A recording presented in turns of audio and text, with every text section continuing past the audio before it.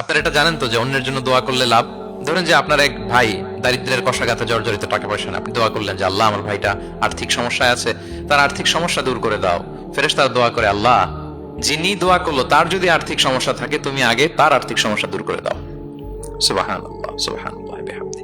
তো এক লোক এই হাদিসের ফজিলত শুনে ইফতারির পূর্ব মুহূর্তে যেহেতু দোয়া কবুল হয়, তার ওয়াইফ ইফতারি তৈরি করতেছে, এই হাদিসের ফজিলত শুনে এক লোক তার বন্ধুর জন্য দোয়া করতেছে যে আল্লাহ আমার বন্ধুটার তো এখনো বিয়ে হয় নাই, তুমি সুন্দরী রূপবতী একটা স্ত্রীর ব্যবস্থা করে দাও আল্লাহ আমার বন্ধুর। এই দোয়া শুনে তার স্ত্রী তো রেগে মেগে আগুন, সেই ইফতারি টিফতারি রেখে দিয়ে এসে বলে, এই এত বড় সাহস, কি দোয়া করো এসব উল্টাপাল্টা।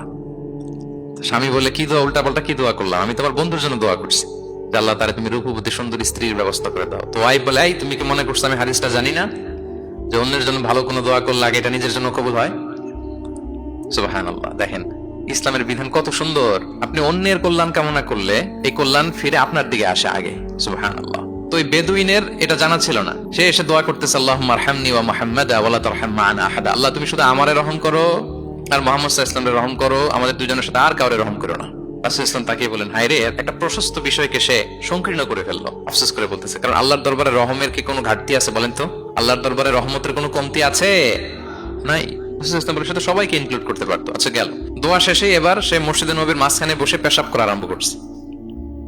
এবার তো সাহাবারা রেগে মেগে আগুন, কি এত বড় সাহস, মসজিদে নবীর মাঝখানে পেশাব, সবাই উদ্ধত হচ্ছে তাকে মারতে যাবে। রাসূল ইসলাম সবাইকে সামলালেন, থামালেন, বললেন রাখো রাখো রাখো, ছাড়ো, আগে সারতে দাও।